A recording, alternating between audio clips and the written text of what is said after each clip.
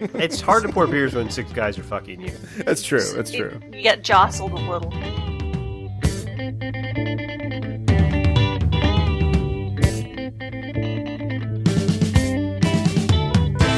I'm writing about the book I read. I have to sing about the book I read. I'm embarrassed to admit it. Hit the soft spot in my heart when I found out you wrote the book I read. So take my shoulders and... Welcome to the F Plus podcast. Terrible prose glistening with enthusiasm. In the room tonight, we got Lemon.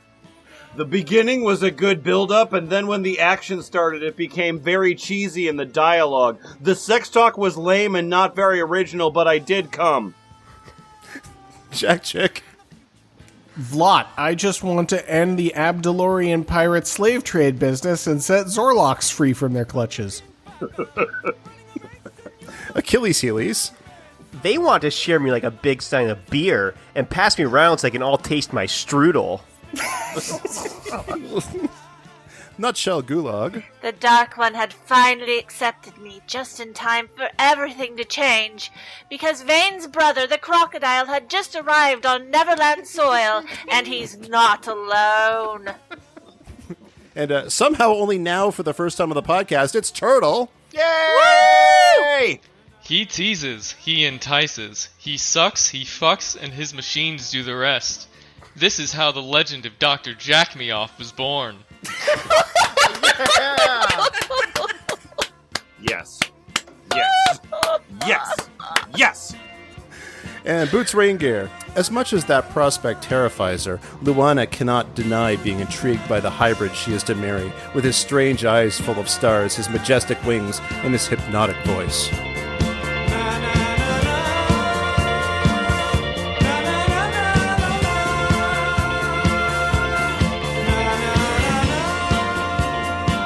Hey, F Plus. Boots? I got a question specifically for Jack Chick. Yeah, what's up? Jack Chick, what you been reading lately? So I've been trying to read through a bunch of Murakami, and also, books about artisan cheese making. Okay, is there any fucking in them? I mean, there's a bunch in the cheese making, yeah. Is that how you make the cheese? Yeah, that's kind of an advanced technique. Nice. Well, there's all of that time you have to wait for it to age. What else are you going to do? But also, there's a number of very fine French cheeses that you have to squirt into. Wow. Is that Wow. How you get, So that's where that listeria outbreak came from. That's how you get the stink. Wow, this... What the fuck? So speaking of Jack Chicks being the source of listeria, we've got a document from Secret Gaygent 69, and completely unrelated to that. It's about Goodread pages, articles, I guess. Goodreads is a website for listing books and reviewing books and having stupid opinions on books. And this is all specifically for erotica found on there. I'm pretty excited for this. So Boots, are you trying to tell me that the books that we're going to read, while erotic in nature, will be sophisticated? Because I'm an intelligent person. Yeah, classy. They'll be real classy. Yeah. Well, obviously. I want my assy to be classy. Obviously, I brought you here. I brought Nutshell here. I brought Jack Chick here. I brought Turtle here. Mm-hmm. And Achilles is also here. There's nothing worse than banal and anal. So Achilles. It's the anal and banal. So Lemon, could you start us off? Give us a little bit of a descriptor for descriptor. Yeah, you really have to do it all. Somebody's gonna get smoked for this. I went a little hard on the whiskey right before we started. So You're doing an excellent job. Thank you. Thank you. Oh, that's great. That's good to hear. I'll just. I get it, Boots. You're still. Why don't we just wrap it up? The problem is your morning time.is right now. Morning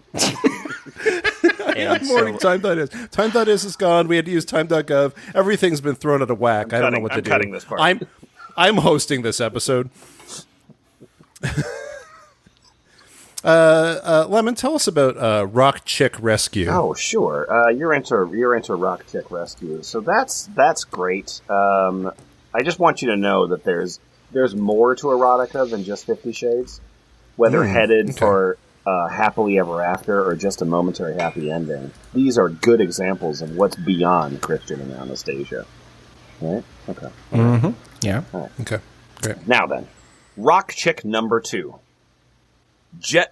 This is a total score of 4.3. Christina. Jet McAllister. Your name is Kristen Ashley. Yeah, I'm Kristen Ashley. Yep, absolutely. I'm a Goodreads author. Jet McAllister has a secret. Eddie Chavez has the hots for Jet. Not to mention, Eddie's just plain hot. Are those my secrets? Yes. My secrets are that Eddie has the hots for me. No, her secret is unspecified because then apparently you'll want to read the book to find out. Oh, what the secret okay. is. Well, I guess hopefully there's a series. Okay. Jet McAllister has a secret, and then a completely different point sharing the same paragraph. Anyway, Jet has too many problems to realize that Eddie's interested. Eddie loses patience when Jet ends her waitressing shift at a strip club with a knife at her throat. Yep. Why is that her fault? Let's move on. Let's move on. Since Eddie's a cop, he figures he can help. Since Jet's used to solving everyone's problems, she doesn't want Eddie's help. That does sound like a real cop move. So, What, holding a knife to her throat at closing time? yeah, absolutely. I don't know. It's not a gun, so... Oh, fair. Yeah. Well, maybe it's Throw not in a American. Dolly Parton look-alike, a gruff but lovable strip club owner, Jet's ne'er-do-well father, his ne'er-do-well friend. Wait, the father's friend? Neither of these people do well. Never No, do they do well. It's good that Never. roustabouts have found a place in the world. Yes, vagabonds. about Yes, absolutely. What about rapscallions, though? So yeah, the ne'er-do-well friend Bear. So I got the ne'er-do-well father, then the ne'er-do-well's father's ne'er-do-well friend Bear. Then, since we're on the topic of Bear's long-suffering, chain-smoking wife LaVon, and the crew from Rock Chick, and you've got Rock Chick Rescue. What the fuck is Rock Chick? So apparently only Bear and LaVon have names out of all the secondary cast members. Yeah. They've done well enough for that. Okay. I guess we would have had to have read Rock Chick 1 to understand what Rock Chick are. You haven't? I'm sorry. Okay, all right. Rock Chick Rescue takes you on a wild ride with Jet, Eddie, and the gang as they wrestle bad guys in a bagel shop? Cool. Great. They hit Denver's backstreet poker tables with big hair. Okay. You parse that. And they help the strippers at Smithy's take down a would-be murderer. Through this, Jet's got to learn that even when life made you give up your dreams, you can still end up with the hot guy. Eddie's got to rescue Jet from a bad man so he can do better things with her and teach her that some dreams can come true. I'm a writer. You sure are. You wrote all that. I typed all of that. That was some good typing. Oh, I did just realize that I thought Eddie put a knife to her throat because the way that was written was so poor. No, but no. Okay, I get it now. No. Okay. Cool. No, Eddie just lost patience with her because somebody put a knife to her throat. Yeah. Like, Yeah. oh, God, again. Why do you Jesus keep on Christ. putting yourself in these situations where you're victimized? Because the writer's shitty? That's why. Goodreads has a section called Popular Answered Questions. Victoria Town has something to ask. Nutshell? Oh. I'm reading this book now. Anyone else absolutely hate that she calls her Lady Bits her doodah? It drives me crazy. Put it in my doodah.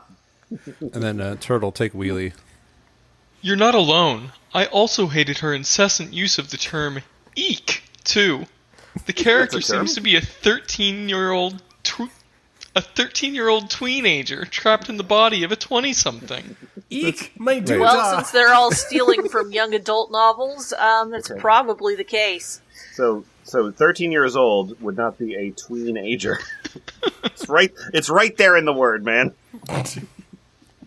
And then Blackie, Romance Addict, has a review and also has placed it on several shelves. Yeah. Blackie loved this book. Yeah, I rated this 5 out of 5 stars. It's on my favorites, my favorites shelf, my favorite contemporary shelf, my Red 2014 shelf, my 5 stars for enjoyment shelf, my Read Contempt Modern Erotica shelf, my Red 2013 shelf, my Red 2021 shelf, my review shelf, my Red 2012 shelf.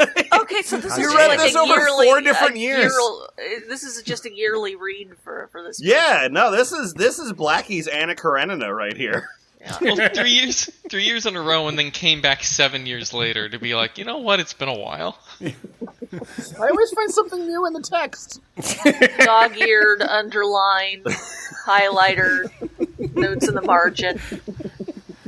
Like, what does she mean by doodah here? Doo-dah, doo-dah. Chiquita, women spend a lot of time sitting around bitching that there are no good men out there. I hate to tell you this, but there aren't a lot of good women either. The difference is when a man sees one, he knows it.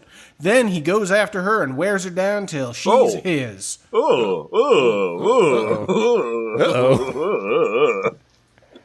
Hey, Lemon, you want me to make it worse? Yep. Yeah. Then if he's any man at all, he won't let her go. Yay! That sounds healthy. That's a good romantic relationship to idealize. I like that. I like that whole worldview. That's all in quotes. Is that from the book? Yeah, that's from It the must book. And be. then she posted the little, what do you call it, Hunger Games gif with the girl screaming, "I volunteer," and then she actually starts talking underneath that. Because she wants to get worn down. Yeah, worn down and never let go. I actually forgot how awesome this book was. Less than 3. Being the second in line, so many others came after it that were amazing and pushed Eddie down on the list of Fav RC men, but really Eddie is less than 3. This one is fun like the rest of them, with another clueless heroine and a guy who's doing everything to make her see he won't let her go. Yeah. Thanks, Glam, for rereading it with me, less than 3. Every time it says "won't let her Blackie- go," I'm just imagining like a human-sized kennel in his garage.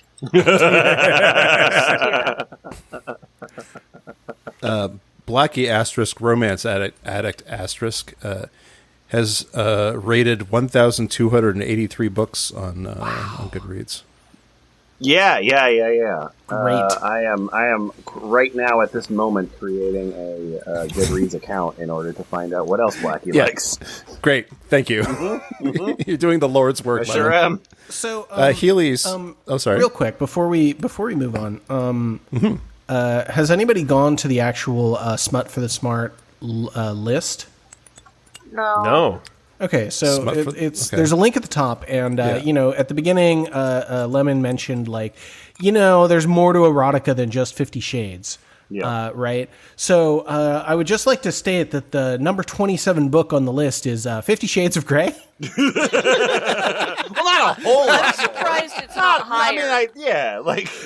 There's more to it, there's worse including There's more erotica than 50 Shades of Grey, but that's still inclusive of 50 Shades. yeah. 50 Shades Darker is 38. I like 50 Shades. What do I read now? How about the back of a box of oatmeal? Awesome. What else you got, Heelies. Yeah. Can you read us the description of the book Beauty's Punishment by, I don't know, some probably unknown author? Oh, okay. Yeah. Well, yes, I am unknown. I'm A.N. Rockelar, or otherwise known as Anne Rice. Yay! Oh Lord! My mama had a copy of Anne Rice's *The Mummy*, and so I got to read all the sex scenes in that, and that doesn't make me look upon this kindly.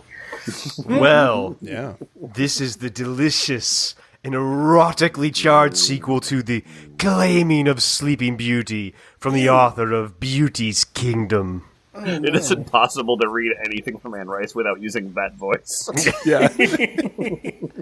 I imagine that you have like a beignet at your desk just in case the topic comes up. Yes, of course. This sequel to The Claiming of Sleeping Beauty, the first of Anne Rice's, writing as A.N. Roquelaure, volumes of erotica, continues her explicit, teasing exploration of the psychology of human desire. Now Beauty, having indulged in a secret and forbidden infatuation with the rebellious slave, Prince Tristan, is sent away from the Satyricon-like world of the castle. Sold at auction, she will soon experience the tantalizing punishments of the village, as her education in love, cruelty, dominance, and submission and tenderness is turned over to the brazenly handsome Captain of the Guard. Okay, so you took the story of O and you did like a find and replace on proper nouns. Is that what happened? So because this is an Anne Rice book, I'm pretty sure that that's not pronounced the village, it's the village. The village. And once again, Rice's tale of pleasure and pain dares to explore the most primal and well-hidden desires of the human heart. This series predates the eroticism of E.L. James' 50 Shades of Grey and Sylvia Day's Bear Do You. Oh no, this bracket never ends. The bracket never ends. What did that have? Why did you say that? Because that's when S&M was invented. Oh, okay. Yeah, obviously. Just forgot. So the real heads know that Anne Rice invented S&M. Yeah. Hey, my name's Hillary. Cool. I gave this a 3 out of 5. Personally, I don't find this book as enjoyable as the first. Then again, I'm not really into pain and punishment. Then why are you reading an S&M book? It's mentally Yeah, if you're not into stimulating. punishment, why are you reading Anne Rice? Yeah. Why am I doing this? It's mentally stimulating, but lack the depth of the first book. Still a good read if you're into raunchy erotica. And then, fuck. Lemon, Yeah. take Matt Pichochinsky. Yeah, my name's Matt, and this was 3 out of 5 for me. This second installment was to the first, as Empire Strikes Back was to New Hope. Fucking hell. Good. like to know Goodbye! what is Goodbye! Well, I know like I'm to getting... note that one of the shelf tags for this this book is cringeworthy. I'm off to an orgy, everybody. Well, now I'm getting horny. Hey, Turtle, could you read the next book in the document? I'd rather The not whole read book, the next actually. book. Yeah, you have to read the whole thing. Here we go. Alright, well, you should have told me this ahead of time. Just go into a corner. Don't say anything aloud. Just do it. Ugh. Ugh. Ugh. This Oh, wait. Don't read it No, out. sorry. Don't read it out of the document. Read it out of the actual page, because there's some more info on the actual page. Okay, let me pull that up. Oh, goodness. This is The Claiming of Wondrous Woman in the Land of Ice and Snow. Ah!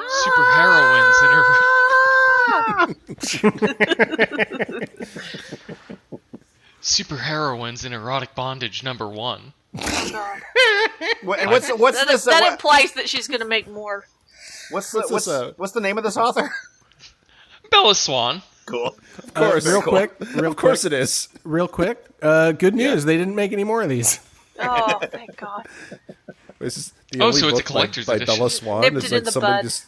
Well, no, this is the only one in the superheroines and erotic bondage category. Oh, okay. This is a very explicit sex story of the claiming of Wondrous Woman, a superhuman alien who escapes an invasion of her home planet, Chrysalis. Wondrous Woman. It's an original character. Do not steal. Desperate to find a safe new world to live, she crashes on Earth and encounters a series of dangerously erotic situations. she first encounters the prehistoric snake-like monster known as the Manipogo. Is that a real cryptid or something they made up? What do you now by real cryptid? What do you mean? I mean, like an already established cryptid. I'm googling. Okay.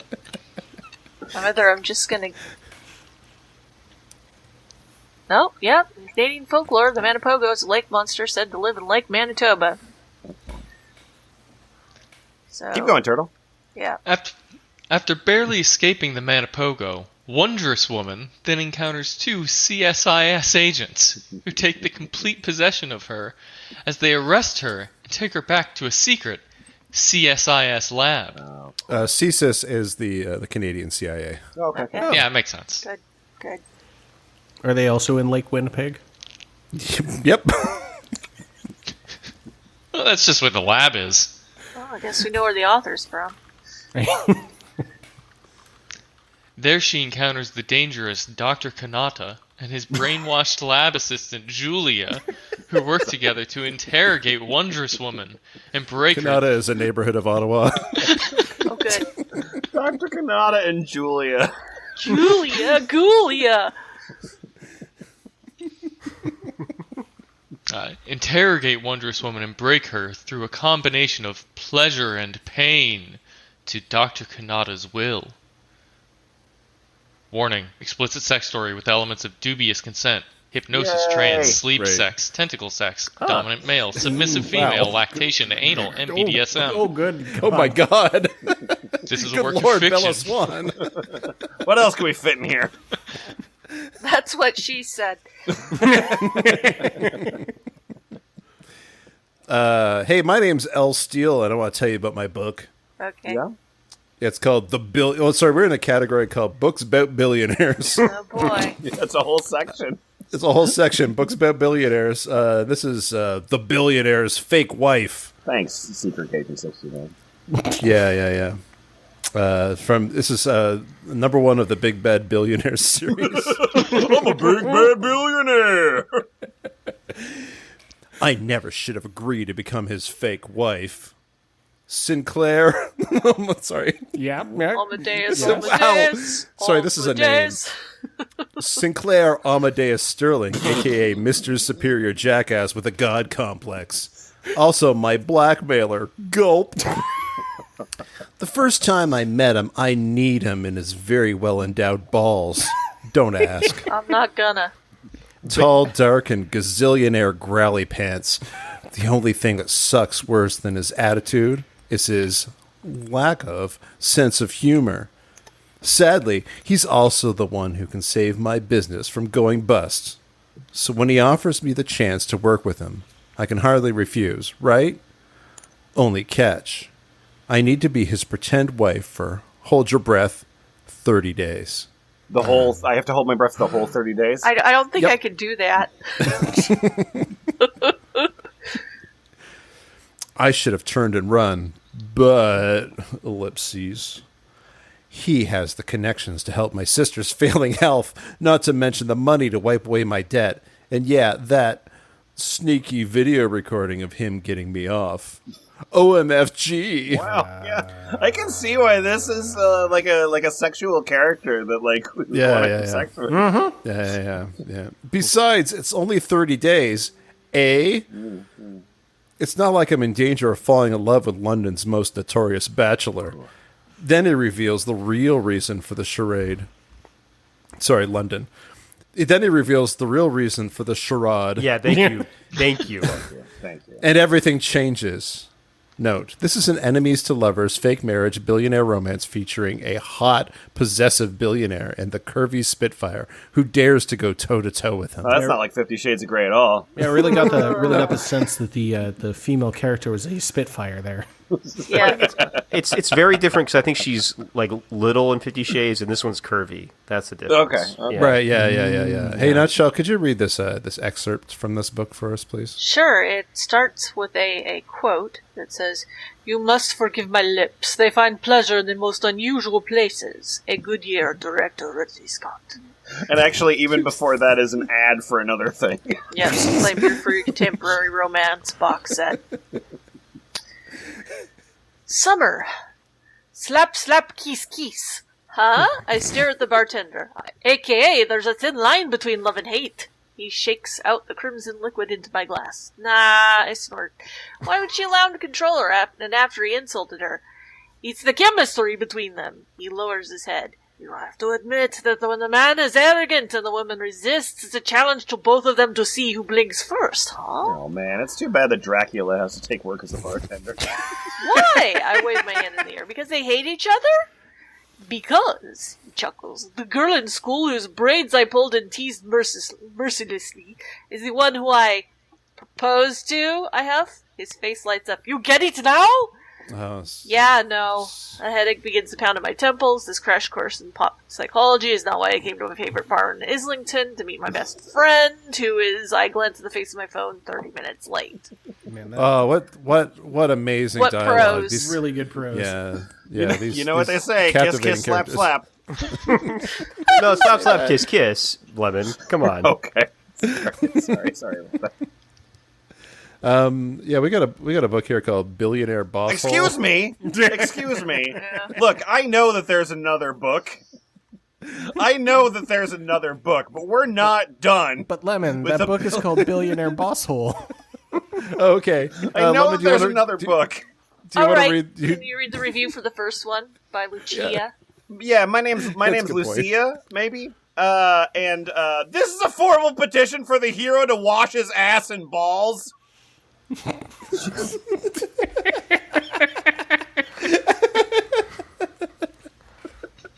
hasn't washed his ass and balls once in this book. I couldn't handle his Filthy. mustiness seeping through the pages. How am I supposed to get off to this? That's her fancy internet speak way of saying that that this guy sucks. Musty? Yep. Okay. Thank you. 1 out of 5. Oof. Lucia does not care for Yeah, no. Billionaire's fake No, wife. is the that name guy of needs to book. go wash his musty ass. Yeah. Yeah. Hey, Heelies. Yeah.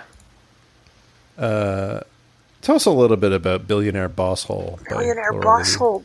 Heelies. I will, but I am getting hot and bothered, so first I have to say the thing I always say when I'm hot and bothered, which What's is, that? yeah, Garfield Fatan! Yeah.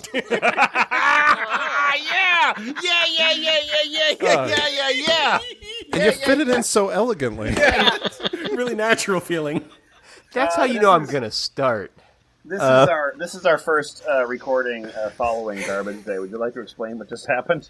No! Okay. No, don't. No. Don't. All right. Don't explain it. Let's go. Come on. Hi, Great. I'm Laura Lee. Boss hole.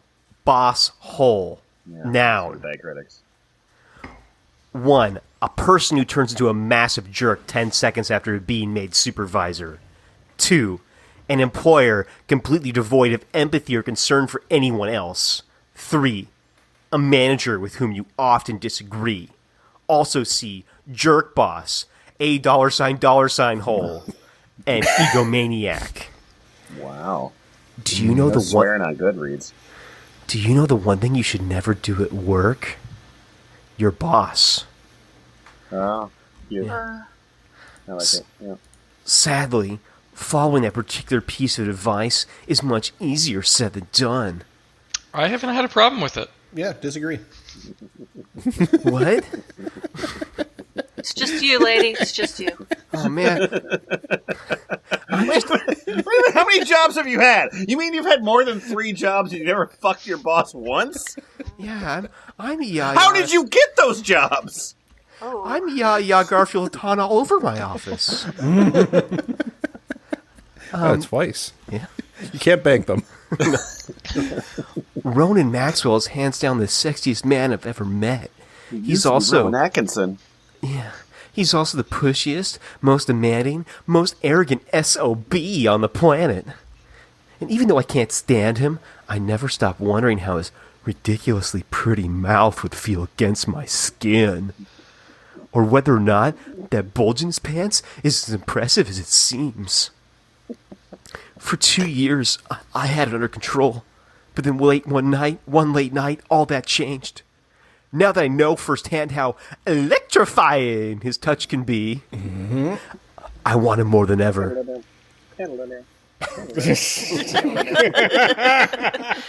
Danger, danger! Abusive billionaire! And the longer we continue this twisted relationship, the softer my heart gets. I only have 1 week left to live. Yeah. There's holes in my heart walls. I have no idea what the future holds, but one thing I know for sure. This man has the power to break my heart. Yeah, Break your heart. he's a billionaire. They can just do that. Yeah. Yeah. Like, he could probably steal all your internal organs and get away with it. And that's one thing I can never let happen. A Billionaire Boss holds a full-length interconnected standalone novel betting the billionaire world. Oh, wow. Doing good. Betting the billionaire cinematic universe. Betting a billionaire Gaiden. This is nothing like 50 Shades of Grey. No. I'm gonna read a short portion of. I'm gonna read an excerpt of the excerpt that that Gaygent has provided with us. Cool. Yeah. Miss Montgomery laughed. Yeah, right. That prick is incapable of being nice, and I'm still not convinced on your theory about the size of his cock. His special brand of assholery tells me he's compensating for something. Plus, he drives a McLaren. I mean, come on. If that doesn't scream tiny dick, I don't know what does. I'd be more than happy to prove you wrong, sweetheart. Fuck. Said cock was getting painfully hard just thinking about it. I pressed my open palm against my fly, willing to calm down. that's how that I'd known Quinn Montgomery would be trouble at the moment I laid eyes on her. Human resources handled all of the hiring around here, so I hadn't met her until her first day on the job, when I'd caught sight of her long blonde hair, those bee-stung lips and luscious curves. I'd instantly wanted to push her up against the wall and fuck her senseless. Long blonde hair, you say? Is her name short for Harley Quinn?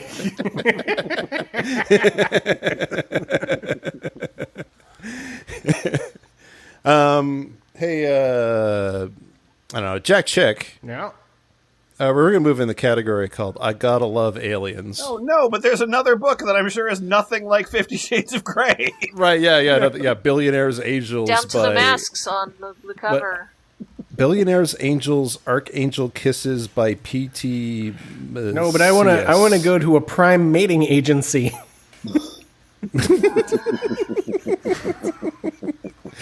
Damn it, read this I Married a Lizard Man book. Yeah, I married a I lizard want to hear man. about the eccentric billionaire Loki. Loki D'Angelo. Oh, wow. Right.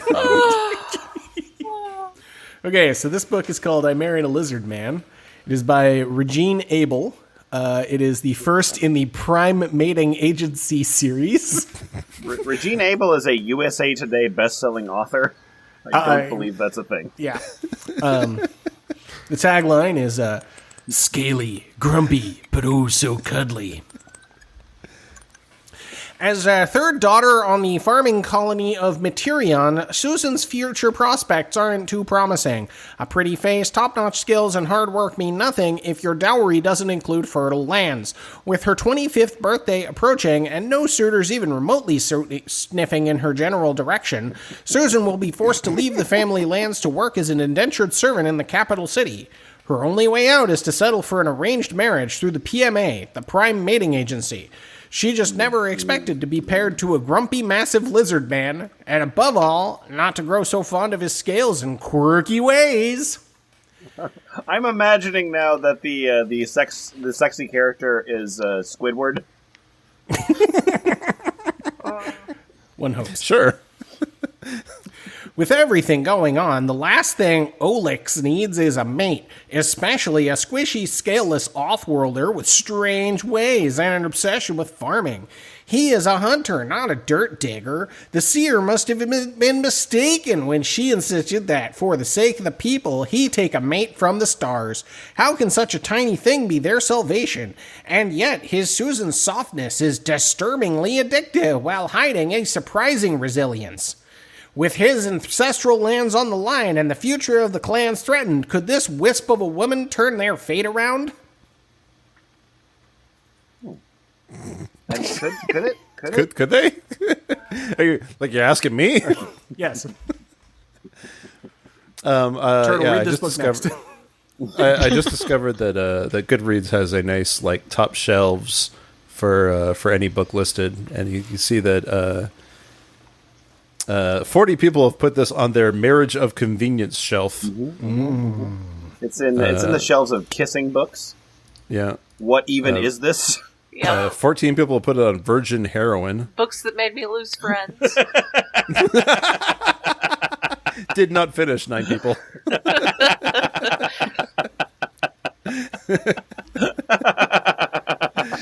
And Turtle, you're Nina, and you've got a review of this. I'm Nina Campbell. Nina, I eat my books back and forth, Campbell. Great. Okay. I saw this book on Instagram and was instantly intrigued because while the cover screamed Monsterotica, the blurb seemed way more sophisticated. It was kind of giving me Last Hour of Gan and Radiance vibes, 2 books I loved. Okay. The premise is also great too. Think Harvest Moon in space. Yeah, the one thing I remember about Harvest Moon is all the lizard man fucking. Mm-hmm. I feel like once I realized that there's girlfriends in Harvest Moon, I stopped doing any farming. Susan is from a human colony on a planet called Materion, but only first and second daughters get married and land. Third daughters like her get to become indentured servants, if they're lucky. Cool. Because of this, Susan agrees to a marriage match between the Prime Mating Agency, which basically pairs biocompatible humans with aliens on other planets in economically beneficial arranged marriages. Basically. Susan ends up going to a planet that begins with an X. I can't remember what it's called. Xanadu? I hope it's Xanadu. Xenia, Xerxes, something like that. Anyway, it's populated by aliens called Altdurians. They smell terrible. That are hunter-gatherers who live off the land. It's incredibly fertile land, and people would like to use it for farming, and part of Susan's goal in going there is to convince the aliens about its potential. Susan's husband, Olix, is a total bae. Oh, yeah. Lizard Bay. Lizard Bay? Lizard Bay's trending this week. He's the clan leader and an incredibly well-respected hunter. He's also so respectful that he basically puts all human men to shame. Sign me up for the next flight out to Lizard Mandia. Okay, bye! After an awkward wedding ceremony and an awkward wedding night, they find out that each other's company is incredibly agreeable. The only problem is the farming. Okay. Turns out he's got a cloaca. No, not true. they say more about that later, further down. Oh, good. Yeah. Great. Let's feel free to skip forward a bit. Yeah, sure. I'm just going to go ahead and list out some of the things that I really liked / found humorous about this book. Great. All the farming. Oh, God. God. What? Great. Damn it. There's the 2 chapters where you collect the wolf pelts. The hilarious sex scenes. Were they supposed to be hilarious? I don't know. But with lizard men with retracto dicks whose splooge cum that tastes like cotton candy. What? You can't expect me not to laugh. That's disturbing.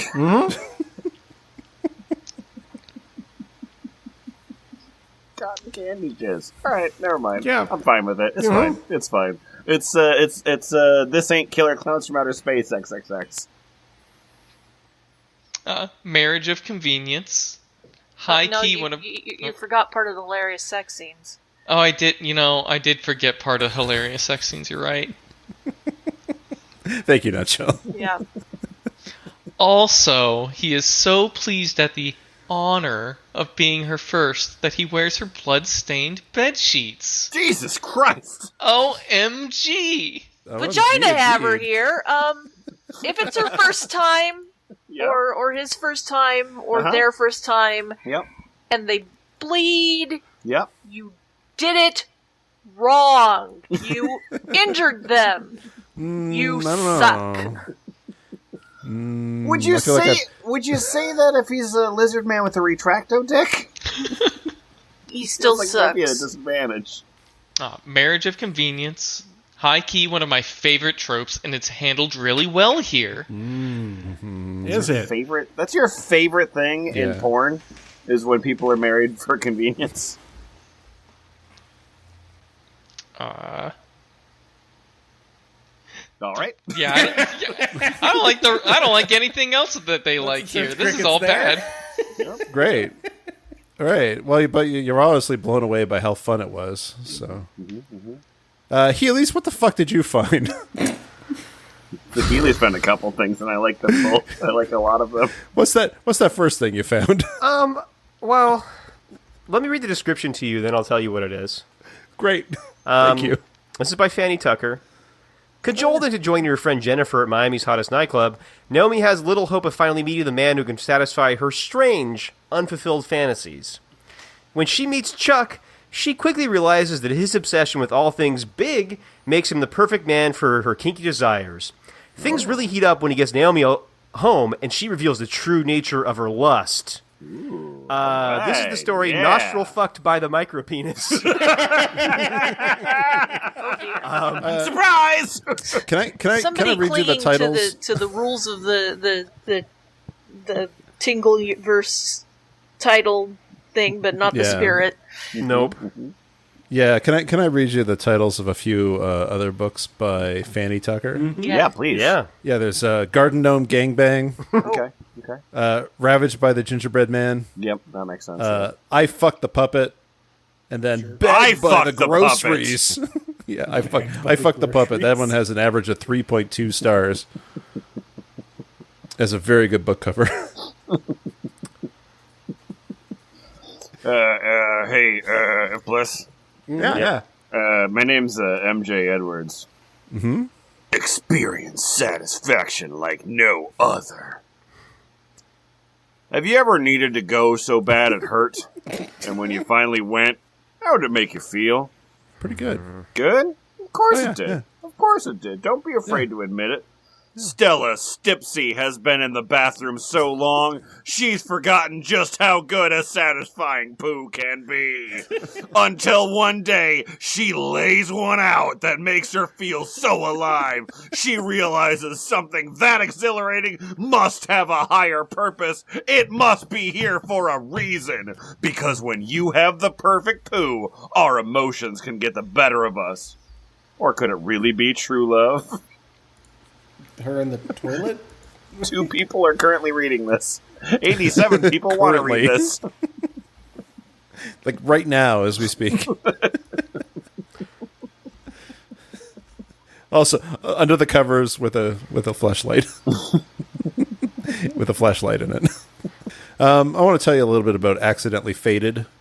Oh, cool. Great. A rejected mate's sci-fi romance by Athena Storm and Tara Starr. Okay. This has an average rating of 4.29. Most people welcome, and this I will say, if you're listening to this podcast, please take a moment at some point. Not if you're driving, but if just look at the document. There's a picture of the cover of this book, and it is amazing. Yeah. No description could do it justice. Yeah. It is absolutely amazing. I think the description is, huh? Yeah, okay, there you go. If we had Frank West here, we could do a better interpretation of it. Most people welcome their fated mates with open arms, right? Yeah. No. Oh. Why did I have to get the one man in the universe not interested in love? The handsome Dragonian warrior with the killer body ruined my life. Literally. He's the reason my lab is a smoking pile of rubble, my condo is in flames, and my life's work is gone. So what if he saved me multiple times? Let's not even mention how my body came to life when he carried me to safety. Okay. His strong, muscled arms held me so close to our hearts beat in unison. Feel like you're mentioning it right now.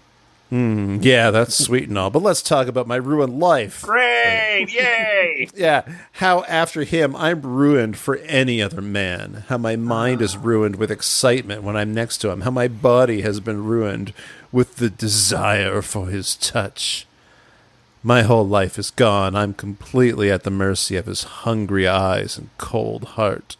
I don't want to love him. I should hate him. But I kind of love to hate him. Because, yeah, we may argue, but the making up, it's so explosive. Author's note, this is a completely standalone novel set in the Athenaverse. Even if you've never come into the Athenaverse, you'll be able to enjoy this science fiction romance that has no cliffhangers or cheating and guaranteed happily ever after. Oh, don't spoil it. That's nice. Traditional marriage. Good. And Jack Chick, could you read this short excerpt from this book, from chapter 4? Yeah, this chapter is called Ashley. My scientific brain was infuriated at the throbbing hormone that stood before me. Singular? What? Guess so. Yeah. I don't understand why this is confusing. My scientific brain was infuriated at the throbbing hormone that stood before me. I forget, nutshell, are women's minds bifurcated into scientific and unscientific brains? Absolutely, they are. Okay, good. Thank you. Oblivious to the amount of destruction he had unleashed around him. Other parts of me were thinking all sorts of other things. Yay! But that was the unscientific brain, so I can't really tell. Did I That's leave a complete the oven sentence. on? Things that made no logical sense. With a stunning amount of effort, I pushed those thoughts aside.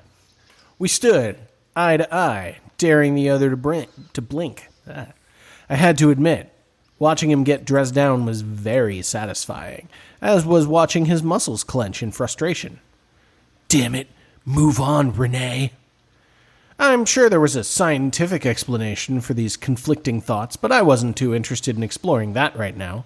And it seemed I wouldn't have the chance. Not right away, anyway.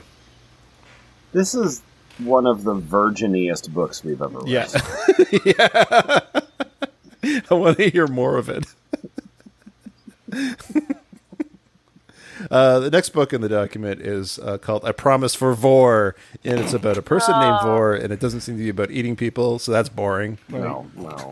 Boo. Boo. But Lemon, tell us about Demon on the Down Low. Oh, sorry, we're shifting and monster loving. We're in shifting and monster loving. There's a picture of a guy pretending to be Edward Snowden on the cover of this book, so we're pretty happy. This is Supernatural Selection number 3. What? Yeah, read the little bit of text in the on the fake Polaroid on the cover of this. That's on a snare drum. Seems? Demon on the Down Low. Down Low has a hyphen in it. Supernatural Selection, and then there's a little Polaroid. Caption on the Polaroid says, "Goodum Wultum Nislurum. No PDA. Discretion a must, or there will be hell to pay." Okay. Great. After decades of this is a 4.21, so pretty good. It's over 554 ratings. After decades of unrequited love, this kangaroo will jump at the chance for a date, any date. Lovelorn kangaroo shifter Hamish Mulhern, the drummer for the hit rock band Hunter's Moon. Waited years for the band's Jaguar shifter bassist to notice him. Oh, God, J.J. Abrams is such a good writer. Oh, dude, Instead, what? You're just right there in the world, you know? Yeah. Instead, she's just gotten married and is in a thriving poly relationship. Oh, we're here already. Okay, cool. How is Hamish supposed to compete with that? Hamish. But Hamish? Okay, great. How is Hamish supposed to compete with that? Probably differently. But with everyone else, in the band mated and revoltingly happy, he needs somebody. Since he can't expect true love to strike twice, he signs up with supernatural selection. Because what the hell? Did true love strike once? Yeah. It was only a glancing blow. Unrelated to this blurb. You didn't read the pre-blurb. There's a whole thing. Right, no, is it true love with the bassist who does not like him or care about him? Perhaps. Yeah. Like, one thing we've learned from this document is that love looks weird. Yeah, fair enough. Yeah, all right. Love looks weird and walks funny. When Zeke Oz was placed at Supernatural Selection through the Shield Work Release Program, he thought he was the luckiest demon alive. But when he seems responsible for several massive matchmaking errors, he's put on notice. Find the perfect match for Hamish, or get booted back to Shield for good. The only catch? He's got to do it without the agency's matchmaking spells. What? But how's he going to do that? And Hamish simply will not engage. It's like a casual phone game, but a book. But Zeke starts to believe that the reason all of Hamish's dates fizzle is because nobody in the database is good enough for him. And Hamish realizes that his perfect match might be the cute demon who's trying so hard to make him happy. That's not a plot. That's not a plot to a book. That's not... You forgot to have a plot. Oh, well, Phrasing Complex is here and has some objections to make about it. Oh, no. Russell has unfortunately confused a British dialect with the Australian language, which really pee-buying dollar-dollared me off. Now? No. No. Just to note a few, bollocks, sod, and innit are all predominantly British. Okay. Especially... Oh, big bold here. Especially in it. Yeah. Tea kettle. Holy crap. If someone said that here, they would forever be nicknamed Tea Kettle, and it would likely end up on their gravestone. Here lies Tea Kettle so-and-so. Nice. Real good. Good routine. Are there no tea kettles? Like, there's no... Like, how do you make tea in Australia? I don't understand. Let him keep reading. No, they just drink Vegemite. You put it in a tea swabbler. Oh, of course, a tea swabbler. Australians do not say "arse over tea kettle." End of story. All right. Great. Bogan is a term akin to redneck. One would not disparage oneself by thinking, I am a total bogan, as a reaction to a screw-up. God, I'm just drifting between Australian and British and kind of New Zealandish, and part of the problem is every time I read a Just word, like it fucks this me book. up. Yeah. It's appropriate. It also only came in the 1980s and, therefore, would be lost on this character. He should have called himself a dropkick drongo.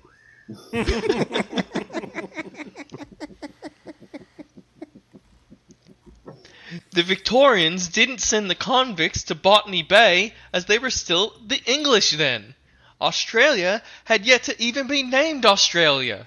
Victoria didn't even exist yet. Virtually no Aussie would make that mistake, especially because of the still prevalent controversy / animosity regarding that period of Australian history. They really don't like it if you call them pommies. And as the character is supposed to be Australian. Yeah, fucking colonials. I know there should be some leniency to give way for creativity and suspension of reality, but this just feels like misrepresentation that could have been easily counteracted. Evidently, I feel strongly about this matter. I wanted This were-kangaroo is offensive. I wanted more realism in my fucking kangaroo jaguar book. Kangaroo Jack? More like Kangaroo Jack off. Oh. Hey, Nutshell. Yeah. You're gonna take the role of Scarlet Hyacinth here. Oh boy. Isn't that a kind Scarlet. of isn't that a kind of parrot? Hyacinth. Scarlet Hyacinth. It's a color of a flower. Oh good. This has I read forward in this a little bit, and it has This is all a sorts Siren of Publishing classic. fun stuff. Siren, classic, man love, erotic, alternative, paranormal, romance, shapeshifters, like BDSM, spanking, and sex toys. The one that they don't mention here is Mpreg. Yeah, it's just fun when it sneaks up on you. Yeah. Sushi or soulmate? What a ridiculous question. There is no doubt in Shark Shifter Byron's mind that what he feels for Seahorse Skylar is genuine. But Byron is well aware of the difference between them. He is a monster, and that puts sweet-natured Skylar out of his reach. In his fear of hurting Skylar, he pushes the seahorse away. But when Skylar's attacked, Byron knows he cannot stay away from Skylar anymore. Skylar has always been searching for his soulmate, that special person he would share his life and innocence with. When he meets Byron, he instantly feels the bond between them. In Byron's power and forcefulness, he finds an anchor. But even as they attempt to build a life together, there are still many challenges ahead. When Skylar unexpectedly becomes pregnant, cause he's a seahorse, guys! Right. Byron will have to deal with fatherhood, even though that's not how seahorses work, with fatherhood, and protect his new family from an unexpected threat. So the one man shapeshifts from a man into a shark, and the other man shapeshifts from a man into a seahorse. Yep. Are they the same sizes as each other? Like, is it a real small shark or a real big seahorse? Really, there's no good and happy answer for that, Lemon. Lemon, aren't you looking at the picture of the cover? Oh, they are the same size. You're right. They are the same size. Okay. The cover makes it look like the shark is like his hand. Like they're trying to look at each other's eyes, but they both have eyes on the sides of their faces, so it's really hard to make it work. They can only do it one eyeball at a time. My name's Otelia, and I gave this a 2.5. Okay. I learn all kinds of things when I read MM, like the fact that sharks have 2 dicks. I don't think that's right. Nope. That's what I read in this. How many penises Skylar's a have? Skylar's a seahorse shifter, and he's had the hots for Byron, the shark shifter, for a while, but Byron's not interested. Or at least that's what Skylar thinks. In fact, Byron is very interested, but is afraid of hurting the delicate-looking Skylar with his massive size and BDSM kinks. He's also afraid of scaring him off with the 2 dicks thing. But Skylar finds that he enjoys pain and having 2 cocks inside him, so it's all good. Okay, Yeah. so Discovery says that actually sharks do have 2 penises, sort of. Known as claspers, these 2 reproductive organs are only on male sharks. The writing of the plot made me roll my Yeah. eyes so much, so I thought they'd fall out of my head, but I decided I'd just go with it, and it turned out to be an okay read. It's the 5th in the series. There's a whole universe here that we really have to. You know what the series is, right? You know what the series is. What's the series called? The series is called the Mate or Meal series. It started out with the Lamb Who Cried Wolf, right? Then there was the Wolf Who Hatched an Egg, right? Which is wolf/swan. Then there is the Love He Squirreled Away. That one is wolf/squirrel, obviously. Then there is the Lynx Who Claimed the Sun. I think it's a hummingbird. Lynx and a hummingbird, it looks like. Then the Shark Who Rode a Seahorse, we're familiar. Then the Gazelle Who Caught a Lion. Perfect. Except I still don't know. We're kind of running a little low, so it's the Demon Who Fed on a Shark. Then it's the Seahorse Who Loved the Wrong Lynx. So, like, That's that's a genuine fish out of water situation. Yeah. Then there's the lynx who purred for a side prince, the half-breed who found his other half, the swan who flew after a wolf. Oh my god, we keep going. Okay, Yeah, back to my review. I'm there really were only a couple interested things. Sorry. in this two cocks thing. Like, do I need to read all these other books? See, they're not actually cocks, though. They're just modified pelvic fins. There were a couple things that I didn't like. I wanted more BDSM. There was some mild spanking and one whipping at the beginning, and then nothing until the very end. After all the talk from Byron about how past lovers couldn't keep up with them, it was a bit of a letdown. Was the spanking while you were in shark and seahorse form? Was the shark spanking the seahorse with a fin? The answer to that's going to be disappointing, so let's just say yes. All right, great. The other thing is Skylar not telling Byron he could get pregnant. That was just not cool. When Byron was completely shocked that he knocked Skylar up and then yells at him that maybe he should have let Byron know that this could happen, Byron's excuse is, I didn't know how to tell you. Then Byron is the one that feels bad for yelling at him. Arg, that shit bugs me a lot. And then, yeah. It's great. Still, this was better than the Dolphins, but not as good as the Orca. I'll just stop there. Okay, great. Fantastic. Hey, Heelies. Yeah, what's up? We're moving into the category of undead lovers. Of course. Yeah, could you just, tell us a little bit about the first book in this category? Do you mean Kickboxer in the haunted gay gym? Yeah, that's the one. Oh no, there's a kickboxer in this haunted gay gym. That person looks like they have too many abs. Yeah, this person's got a 12-pack. Corey is a handsome kickboxer with a blown-out knee. Down on his luck and out of a job, he gets a letter in the mail.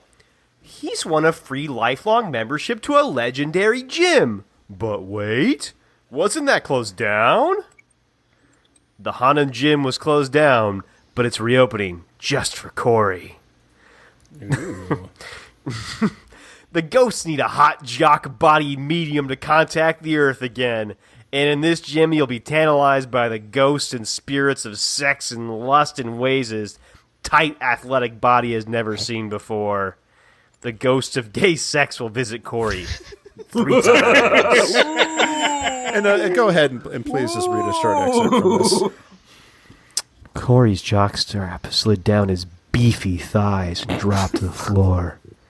He let a small moan go as he felt an electric tingle circle his thickening cock. Electric tingles of sensation began tracing up his body, over his rippling abs and across his rock-hard pecs. Corey could feel his shirt being pulled up and over his head. He watched as it floated gently to the floor. He couldn't see anything in the long full-length mirror but himself floating in the air as a blue electric glow crackled around him. His whole body felt wonderful as the energy concentrated on certain parts of his body. 2 weeks ago, Corey got a card in the mail. He had won a raffle, and the first prize was a lifelong membership to Wilson's gym. The strange thing was Corey didn't remember entering any raffle, and the even stranger thing was he thought that Wilson's had been closed for years. The strangest thing is that apparently ghosts can use the postal service. Yeah, there's a lot of strange things in electric tingles. Yep. Coming about to the end here, Jack Chick. Hi. Hi. Take the description of Daisy Harris's book here. Oh, are you talking about Lust After Death? Love Bots #1? Yeah. And also this, I don't know what this heading at the top means. Alora's Cave Twilight? Yeah. Lust After Death is my favorite Love and Rockets album. In the Pacific Northwest, where life hurries to keep pace with technology, a reanimated bride named Josie struggles to escape her creator and to find her identity in the half-erased circuitry of her mind and body. Assassin Bane Connor Good man, good character. Just wants to get the girl to the zombie underground and receive his payoff, a mental reset that will erase his memories as well as his guilt. But an attack by a rival faction derails his rescue, and the wide-eyed female, who's... The wide-eyed female. I will claim as my prize. whose circuitry requires a husband tears at his hardened heart and ignites desire like he's never known. Acting as Josie's spouse substitute is tougher than Assassin Bane Connor expected. The newborn Stein needs touch to live, and what? And wanting her is a complication he doesn't need. To make matters worse, she sees into the darkest recesses of his mind. The last thing a killer wants is for his lover to read his thoughts. But if Josie can love him the way he's programmed, perhaps Assassin Bane Connor can find a way to heal his past. Aww. Table available for Assassin Bane Connor. Bane Connor. Bane Connor, report to the courtesy phone. Yeah, and go ahead and read the excerpt. Oh, sorry, it's not an excerpt. It's a review by Kelly. Nutshell. Yes. Could you be Kelly? I could try. Oh guys! I swear to you that this book was written expressly for me. There are zombie-type folks who fall in love and have dirty, dirty sex while being hunted down by a nefarious evil corporation. Bliss! Did I mention the part about the dirty sexing? That was nice. Bane and Josie have excellent chemistry. Even when he's trying to keep his distance, Bane is drawn to her. Her particular quirk, needing touch to survive, puts him in the position of getting very personal very fast. And it worked. It totally worked! I loved that Josie was basically a clean slate when it came to sex. She got to learn things as they happened. Oh, boy. I liked that, and I loved that Bane had the opportunity to explain what to call his parts! Thumbs up! Good. Honest to gosh, I had a lot of fun with this book. It had the sex that I like, the bad guys who were creepy, scary, and enough sparks to set a house on fire. Zombie love! Who knew it could be so fun? Wow. She sounds fun. Yeah. She sounds like something. The sex that you like. I'm honestly entirely enraptured by the Lovebot series by Daisy Harris. Lemon, could you read the description to the second book in the series that I just pasted in Yeah, the, so this Discord? is Studenstein. By the way, you said nutshell. I'm sorry you didn't appreciate Daisy Harris's work because you said that zombies. No. Daisy Harris works in the Frankensteins. She works in the Stein genre. They're reanimated. Right. By science, as opposed to Stein curses genre. or Yeah, it's the Stein genre. Yes, absolutely. Yeah. Frank and Ben Stein. Yes, absolutely. Oh, no. Anyway, book 2 in the Lovebot series. A man built for sex. A woman who wants more. Freedom fighter Shawnee Brown is determined to drag the ungrateful Royce back to her team in Seattle.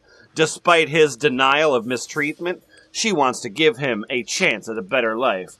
Due to her horrific past as an unlicensed lovebot, Shawnee never plans to have sex again, but Royce's makers punish him remotely with crippling pain. His only escape is to orgasm. Good. It's pretty much crank now. Oh, okay, good, yeah. Never one to turn her back on a job, Shawnee finds herself servicing him and soon after caring for him. Lovebot Royce Harden wasn't looking to be rescued, especially not from the San Francisco BDSM club where he was having a perfectly good time. But rescued he was by a Hellcat bent on delivering him to her people. As Royce starts to trust Shawnee, he begins to dream of freedom. But freedom comes with a price. Royce must face his vanity, his makers, and even the loss of his sexual upgrades. If What? he's going to be the man that Shawnee does. No, yeah, he has to start over at level 1. To turn in all of his gear. Does he have to go through the tutorial zone again? It's the Metroid of robot fuck books. and Turtle, there's fortunately this is a completed trilogy. And there's a third book in it called Built for It. Book 3 in the Lovebot series. When a riot erupts in Built 4's Stein Building Lab, the Alpha Stein, Key, drags a submissive young lab assistant into his cage. Key's been studying the human. Ben's sad eyes and slender form call to Key, urging him to equal parts lust and possessiveness. Prisoner to the Alpha, Ben surrenders to the Stein's fierce determination and gentle seductions. He's long hated his job, feeling like a monster for following his boss's orders, especially once he's seen intelligence flickering in the Alpha's green eyes. If Key's to escape, he needs Ben's help to learn about the world outside the laboratory. A world full of people, sex, and experiences Key's only beginning to discover. Experiences, you say? Okay. What do you call this, human? It's a Krispy Kreme. You're gonna love them.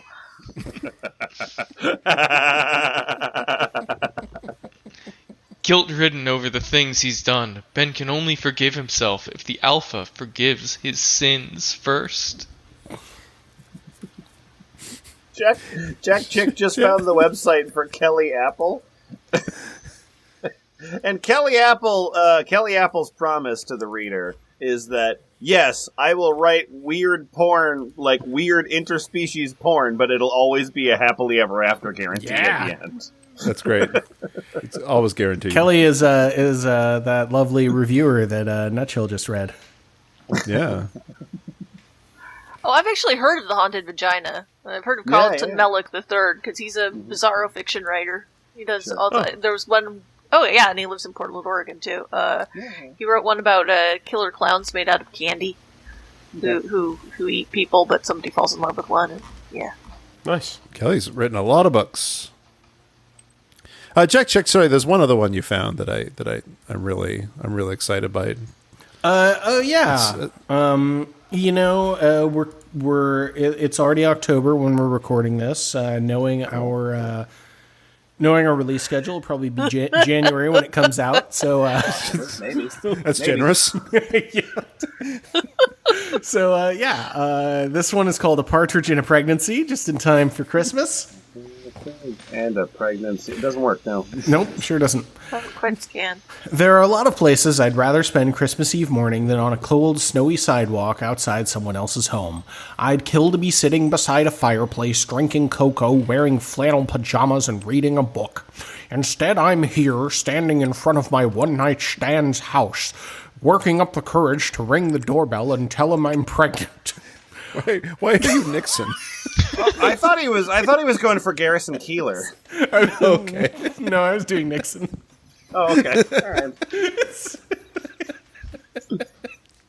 No, I don't know why. I mean, both sexy men. Both sexy erotic men.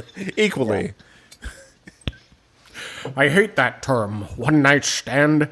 It sounds so cheap and sleazy. Tobias Holiday is neither of those things. He's handsome and caring, witty and charismatic, and once, a long time ago, he was mine. Our one-night reunion was only supposed to be a hookup, a fling with an old lover, a parting farewell before I moved to London, Ontario, and put my feelings for him an ocean away. How exactly am I supposed to explain to Tobias that I'm having a baby, his baby? Maybe I could sing it. He always loved the silly songs I made up in the shower. 3 French hens, 2 turtle doves, and a partridge and a pregnancy. Oh, amazing. Hilarious. Add that to your holiday caroling repertoire. Book 3 in a Christmas theme series. Ugh. Okay, F plus. What do you think we learned from all this? Like, okay. First of all, there's only like 3 different porn books, right? Yeah. Yeah, yeah. there's like 3 different porn books that exist, and we're just going to keep writing them hundreds of thousands of times. And they're just basically young adult novels where they aged up the characters and put in smut. Yeah. So Yeah. I mean, sometimes there's cowboys. We didn't read any Yeah. of those, but sometimes there are. yeah. Yeah, but that's not a new story just because there's cowboys. But it could be. There's a whole bunch of soccer-themed erotica. What if the cowboy's like a dinosaur shifter, though? Is it a new story then? Yeah, that would definitely be a new I'm story. pretty sure that's a Chuck Tingle book, pounded in the ass by a dinosaur shifter cowboy. Yeah. Yeah. Wait, so is it like, are they doing the work of a cowboy as the dinosaur, or do they switch from being the dinosaur to the cowboy? But I like the idea of just being like a normal nerdy person, and then they switch into a cowboy dinosaur. I like the idea Yeah, of a the hat's dinosaur important. who just turns into a cowboy during the full moon. Well, we already knew that about you. like all of a sudden, he's still T-Rex, but like a little hat like spontaneously appears on his head, and he goes around saying, "Howdy, howdy, howdy, I'm a cowboy." Yeah, I was actually really surprised that there was that there was so little variation in what we ended up reading tonight. I feel like there's a lot of. I mean, I feel like there's like in any other forum, right? I mean, this is a very like internet forum, and so because it's sort of profit motive, like everyone's kind of driven by the same algorithm, you know. Well, and so, I think like, it's also because it's low tier romance novels. It's all the creativity is in. Oh, this guy's some weird alien, and this girl's like a human, probably. yeah, And that's like where all the creativity goes, and then it's like just everything else is just boilerplate cookie cutter. yeah. It's a caveman and a woman, and then they go on 95 dates, and they have really good sex, and it's really great. Spoiler alert or shocking revelation. I have read some romance novels in my life. Sure, yeah. And some of them are, actually pretty good. Yeah, But I'll they're bet. but that's like, and then there's all of these. Yeah, I mean, genre fiction, right? You're gonna have like there's good stuff and bad stuff in any given genre. Like Yeah, like horror. That it could either be groundbreaking and cool, or it could be slasher Necroscope. slashes all the teenagers and Whatever. It's So okay to read groundbreaking these. and cool. They're just silly. yeah, Yeah, and the other thing we're seeing in this is that like are the people reaching to be the next 50 Shades, and the people that are reaching to read the next 50 Shades, I guess. yeah. That's what they know what they like, and that's what they like. yeah. Well, so And if you I mean, it's pretty like well, the thing about like E.L. James specifically is that I mean she's a great aspirational figure because like if you're a dog shit writer, right?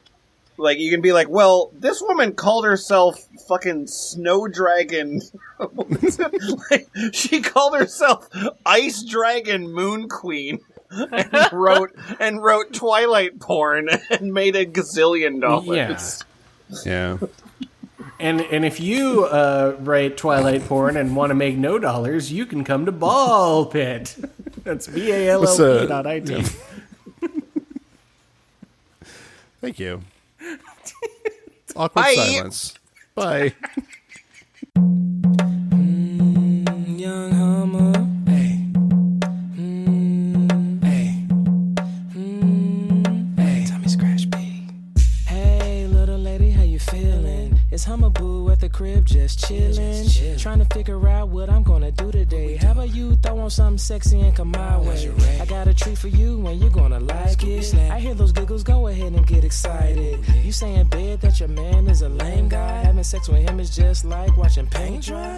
Damn, I really hope that ain't true. But if it is, here's what I wanna do for you. And when you get I'ma smash it too, so let's just say I'm gonna sing. Let me sing it, girl. Smash it and bang. Let me sing it, girl. Smash it and bang. Let me sing it, girl. Smash it and bang. The way I work that kitty gonna make your heart sing.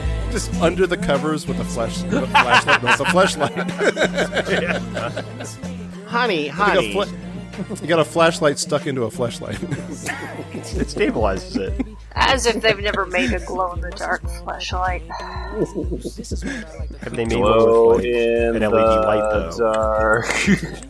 Oh, absolutely. I want one that I can bring to the flashlight forums and the flashlight forums. It's probably alien-themed, and they call it Area 69 or something stupid like that. Google wants me to know that search space. You should design flashlights. I should just write the names for them, yeah. Yeah.